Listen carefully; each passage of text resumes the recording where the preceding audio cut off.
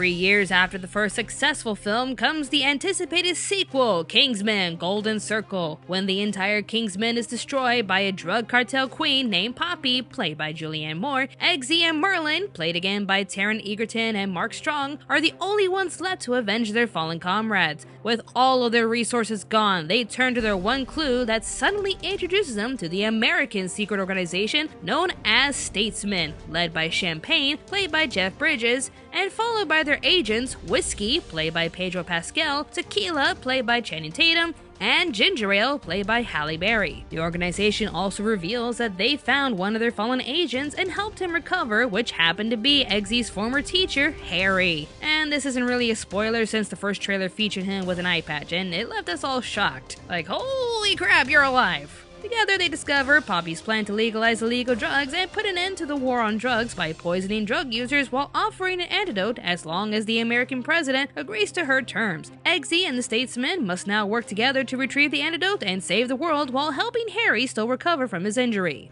While I can say this movie isn't as good as the first one, I still had a lot of fun watching it. It's still charming, hilarious, and full of amazing action sequences. It has a lot of pros, yet a few flaws that hold it back from being a superb sequel, but that doesn't necessarily make it a bad movie. On the plus side, this movie gave me a good dose of America!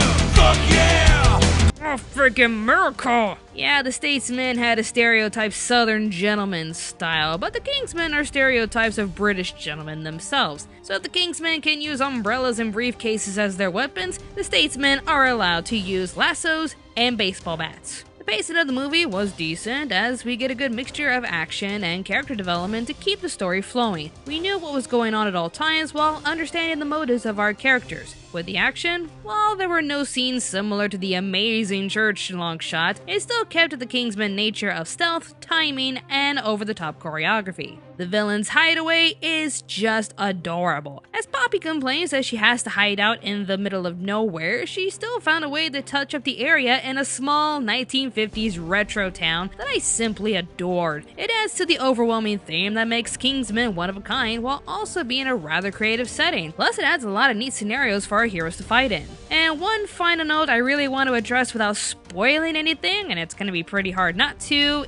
is Country Road. You're definitely going to understand if you see the movie, just Country Road. Even though I felt the scene came too soon for the character involved, the Country Road scene was a bittersweet moment that was shot well and was an overall touching scene, even though it was sad at the same time. While I can praise the movie for being fun and a joy to watch, it does have its problems that ultimately weakens the story. First of all, the Golden Circle marking on every GC agent is not only pointless, but it was the very first clue for our agents to investigate. It may have been a very painful initiation for our villain to enforce on her henchmen. It is also her dumbest order. And while we're on the subject, the build up towards meeting the villain face to face had very little payoff. Poppy was built up to be a psychotic madwoman using ruthless tactics to get what she wants. But because she relied on her army and robotics to do her dirty work, it made us wonder if she had anything else up her sleeves by herself. Well, to put it simply, she really doesn't, and it was really disappointing. Yeah, it was all to lead us up to the plot twist, but it almost ruins the experience when she wasn't necessarily a real force to reckon with. There's also one other thing I want to vent about, but it's technically a spoiler, so just click on this time frame if you don't want to get spoiled.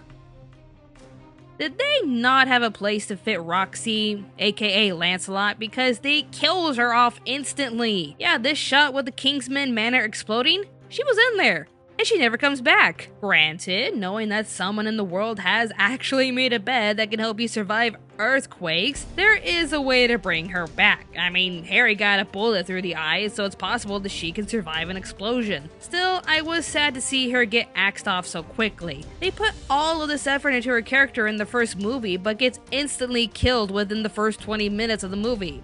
It's such a shame to me. In the end, however, we can all agree on one thing. Elton John is amazing. Rocket Man! He is the Kingsman MVP, and every scene he's in is amazing. I love you, Elton John. Even with its flaws here and there, and it's very over the top, I still like this movie. It's not Kingsman without its over the top moments and charm, so with all that said, I had a lot of fun watching this movie. Pop Spectrum gets Kingsman Golden Circle 3.5 pops out of 5. All I can say is you won't be too disappointed if you really like the first movie, even if it isn't as strong. This has been Robyn from Pop Spectrum. Thanks for watching.